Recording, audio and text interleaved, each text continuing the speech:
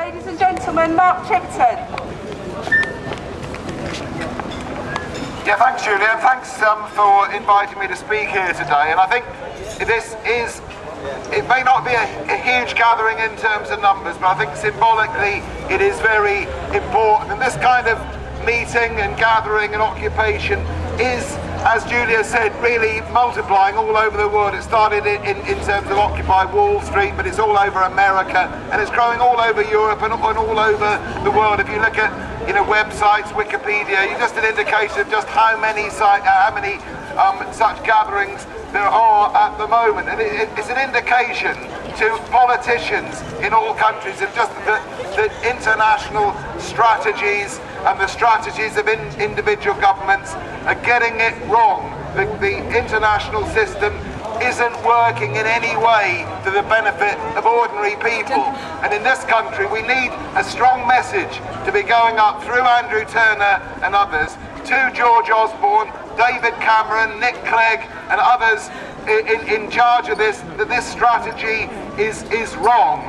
All through the post-war years, in the 1950s and 1960s, the level of deficit in this country as a percentage of GDP was vastly greater than it is now. And yet during those years, we built the welfare state, our public services were expanding. And it was making it worse in terms of the current measures. Not only are they hitting the poorest sections of the community here on the Isle of Wight and throughout the country, but not only that, they're not even working in their own terms.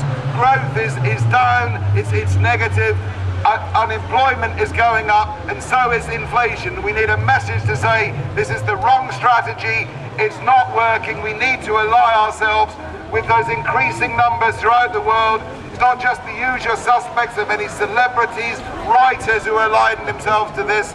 Church leaders are being forced to come out in favour of measures that say the deregulation that's taken place in recent years in terms of the economy is wrong.